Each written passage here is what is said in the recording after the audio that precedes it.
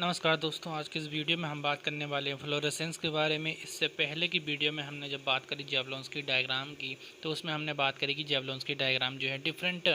Pathway जो follow करते हैं मॉलिक्यूल जब एक्साइटेड स्टेट से ग्राउंड स्टेट में आते हैं या लोअर एक्साइटेड स्टेट्स में आते हैं, तो डिफरेंट फिनोमेना जैसे इंटरनल कन्वर्जन या इंटर सिस्टम क्रॉसिंग, ऐसे फिनोमेना को देखा करके अपने एनर्जी को रिलीज़ करते हैं in the form of heat. लेकिन बात करते हैं फ्लोरेसेंस की। फ्लोरेसेंस में जब मॉलिक्यूल्स आपके S1 स्टेट से, यानी कि जो सिंगलेट स्टेट होती है, एक्साइटेड सिंगलेट स्टेट, उससे होते हुए आपको ग्राउंड स्टेट में आते हैं, तो अपनी एनर्जी को लॉस करते हैं। और इस केस में जब जब जो एनर्जी लॉस हो रही है वो हीट की फॉर्म में ना हो करके आपकी रेडिएशन या लाइट की फॉर्म में अगर सब्सटेंस अपनी एनर्जी या मॉलिक्यूल्स अपनी एनर्जी को रिलीज़ कर रहे हैं और फिर ग्राउंड स्टेट में आ रहे हैं, तो ऐसे केस में क्या होता है और उसे फ्लोरेसेंस क्यों कहते हैं, इसके बारे में आज बात करें। तो ये टॉपिक है फ्लोरेसेंस, जो आपका जेवलॉन्स्की डायग्राम के अंदर आता है। और इससे पहले अगर आपने हमारी जो पहली वाली जो जेवलॉन्स्की डायग्राम की वीडियो है वो अगर आपने नहीं देखी, तो प्लीज़ पहले उसे देखें और फिर इसे देखें।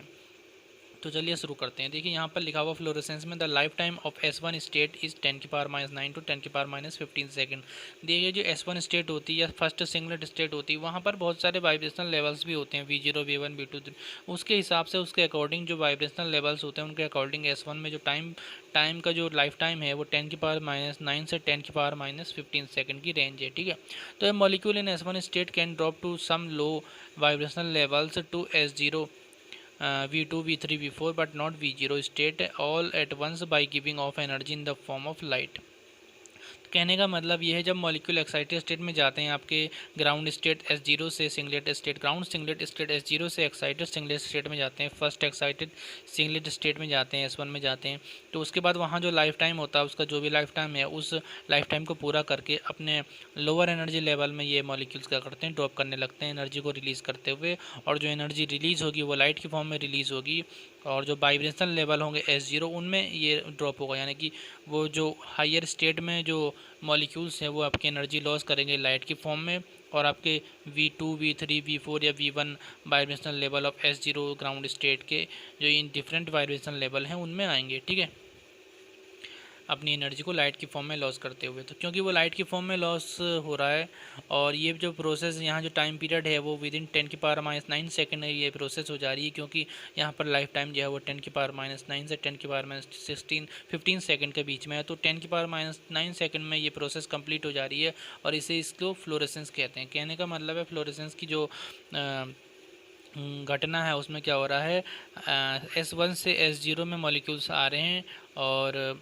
10⁻⁹ सेकेंड में ये प्रोसेस कंप्लीट हो जा रही है। और उसमें जब मॉलिक्यूल्स ड्रॉप कर रहे हैं अपने ग्राउंड एनर्जी लेवल में आ रहे हैं, तो जो एनर्जी वो लॉस कर रहे हैं वो हीट की फॉर्म में नहीं करके लाइट की फॉर्म में एनर्जी रिलीज़ हो रही है, इसलिए इसको फ्लोरेसेंस कहते हैं। और इसमें हमें जो सब्सटेंस होता है उसमें लाइट देखने को मिलती है। अब हम इसे जेवलॉन्स्की डायग्राम की हेल्प से समझते हैं।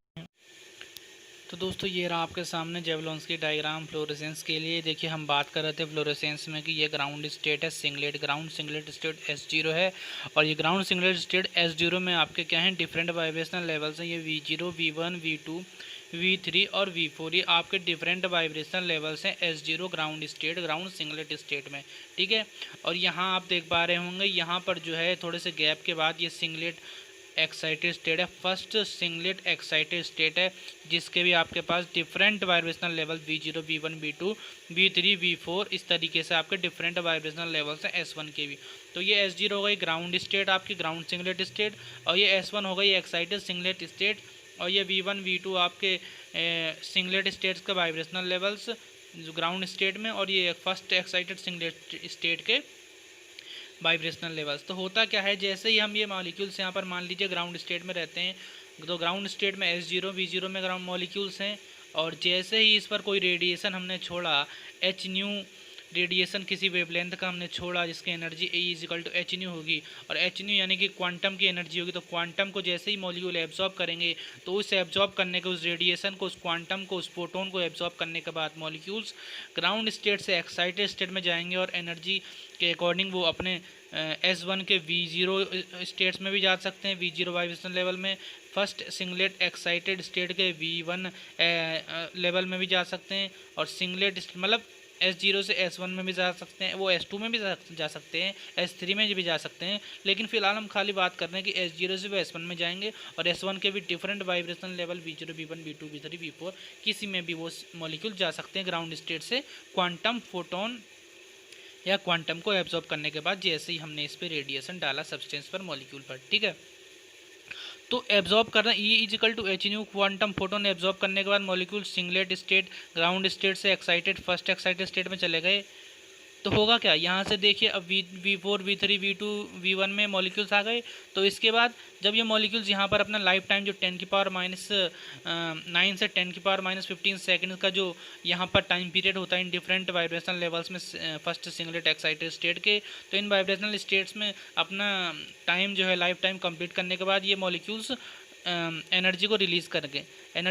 करेंगे। मान लीजिए V4 में है या V3 में है, V2 में है, V1 में है, तो V3, V2 और V2 और V1 में से ये पहले V0 में आएंगे। तो V0 में आने की जो इनकी प्रोसेस होगी, यानी हायर वाइब्रेशनल लेवल से लोअर वाइब्रेशनल लेवल में जब ये आएंगे तो ये एनर्जी कैस्केड, वाइब्रेशनल कैस्केड करके जो प्रोसेस होती है, जिसमें कि आपके एनर्जी को ये लॉस करेंगे, मीडियम को दे देंगे और फिर ये वाइब्रेशनल V0 लेवल में आ जाएंगे। अब V0 लेवल में आने के बाद इन्होंने एक्साइटेड स्टेट में, अभी भी एक्साइटेड स्टेट के V0 लेवल में है, वाइब्रेशनल लेवल में है। उसके बाद क्या होगा, जब ये ग्राउंड स्टेट S0 में आना चाहेंगे तो ग्राउंड स्टेट जो है S0 उसमें भी डिफरेंट वाइब्रेशनल लेवल्स हैं आपके V1, V0, V2, V3, V4। तो ये V0 में सारे आ गए अपने। जब S1 के V0 में आ गए तो यहाँ से जब ये V4, V3, V2, V1 में आएंगे S0 के ग्राउंड स्टेट में, तो जब ये यहाँ से S1 से S0 में आएंगे तो आपका ये एनर्जी को रिलीज़ करें in the form of radiation के फॉर्म में आपकी एनर्जी को रिलीज़ करेंगे और फिर ग्राउंड स्टेट में आएंगे एक्साइटेड स्टेट से। तो जब ये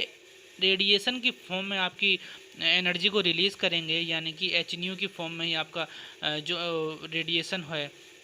उसकी कुछ ना कुछ एनर्जी होती है, कुछ ना कुछ वेवलेंथ होती है। तो वेवलेंथ के अकॉर्डिंग उसकी जो कलर दिखेगा, वो लाइट जो दिखेगी रेडिएशन की, तो वो हमें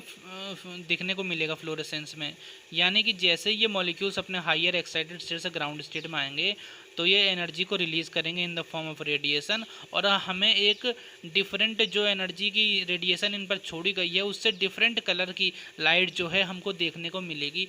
डिफरेंट कलर का या डिफरेंट वेवलेंथ का हमें लाइट देखने को मिलेगा। तो इसी प्रोसेस को फ्लोरेसेंस कहते हैं, ठीक है। यानी कि आप समझ गए होंगे, कहने का मतलब फ्लोरेसेंस ऐसी प्रोसेस है जिसमें आपके जो ग्राउंड स्टेट में मॉलिक्यूल होंगे, S0 में ग्राउंड स्टेट में मॉलिक्यूल होंगे, उन पर हम रेडिएशन छोड़ेंगे। रेडिएशन छोड़ करके किसी भी वेवलेंथ या किसी भी फ्रीक्वेंसी की जो रेडिएशन होगी उसको वो एब्जॉर्ब करेंगे। एब्जॉर्ब करने के बाद मॉलिक्यूल अपने एक्साइटेड स्टेट में जाएंगे। एक्साइटेड स्टेट में जाने के बाद जब वो ग्राउंड स्टेट में वापस आएंगे अपने लाइफ टाइम को पूरा करके, टाइम पीरियड को पूरा करके एक्साइटेड स्टेट में, तो energy release in the form of radiation होगी। तो हमें क्या मिलेगी, लाइट देखने को मिलेगी जब मॉलिक्यूल्स हायर एक्साइटेड स्टेट से ग्राउंड एक्साइटेड स्टेट में आएंगे तो हमें लाइट देखने को मिलेगी, ठीक है। और उसी प्रोसेस को हम फ्लोरेसेंस कहते हैं। और जैसे एग्जांपल आपके फ्लोरेसेंट सब्सटेंस के एग्जांपल आप देखते हैं, जैसे यूरेनियम ग्लास हो गया, एंथ्रासीन हो गया, या फ्लोराइड पेट्रोलियम हो गया। यानी कि जो एग्जांपल है आपके फ्लोरेसेंट सब्सटेंस के, वो क्या हैं, जैसे स्मॉलर मॉलिक्यूल्स होते हैं, जैसे डाई एटॉमिक मॉलिक्यूल्स हो गए, रिजिड मॉलिक्यूल्स, एरोमेटिक कंपाउंड्स जैसे कि आपका एंथ्रासीन। तो ये आपका फ्लोरेसेंस शो करते हैं। मीन्स जब इन पर रेडिएशन डाली जाएगी तो रेडिएशन जैसे ही किसी फ्रीक्वेंसी की, किसी वेवलेंथ की रेडिएशन को ये मॉलिक्यूल्स अपने फ्लोरेसेंट मॉलिक्यूल्स जो हैं वो आपका एब्जॉर्ब करेंगे, तो एक्साइटेड स्टेट में जाएंगे। और एक्साइटेड स्टेट से जब ये ग्राउंड स्टेट में आएंगे तो अपनी एनर्जी को लाइट रेडिएशन की फॉर्म में आपका रिलीज़ करेंगे, जिससे कि हमें लाइट देखने को मिलेगी। यानी कि फ्लोरेसेंट सब्सटेंस में जब रेडिएशन गिरेगा और जैसे ही हम लाइट इस पर कट ऑफ कर देंगे,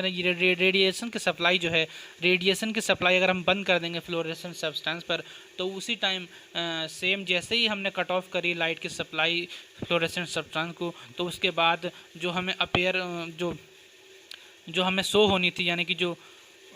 डिफरेंट वेवलेंथ की लाइट हमको दिखने को मिलनी थी, वो भी बंद हो जाएगी। जैसे ही लाइट की सप्लाई, रेडिएशन की सप्लाई सब्सटेंस को बंद हो जाएगी, कट ऑफ हो जाएगी, तो वैसे ही आपका जो फ्लोरेसेंट सब्सटेंस है वो भी लाइट एमिट करना बंद कर देगा। ठीक है, तो फ्लोरेसेंस की प्रोसेस यही है जिसमें कि फ्लोरेसेंट सब्सटेंस पर हमने रेडिएशन फेंका, रेडिएशन गिराया, तो रेडिएशन एब्जॉर्ब करके एच न्यू जो है रेडिएशन की एनर्जी एब्जॉर्ब करके वो आपका क्वांटम को एब्जॉर्ब करके एक्साइटेड स्टेट में गया, और वहाँ से जब वो ग्राउंड स्टेट में आएंगे मॉलिक्यूल्स तो लाइट एमिट करते हुए आएंगे, यानी कि एनर्जी रिलीज करते हुए in the form of radiation. तो ऐसी प्रोसेस को हम फ्लोरेसेंस कहते हैं, और ऐसी प्रोसेस को शो करने वाले जो सब्सटेंस होते हैं उनको फ्लोरेसेंट सब्सटेंस कहते हैं। और इसके एग्जांपल हैं आपके aromatic compounds, anthracene, uranium, glass, fluoride, petroleum etcetera. धन्यवाद।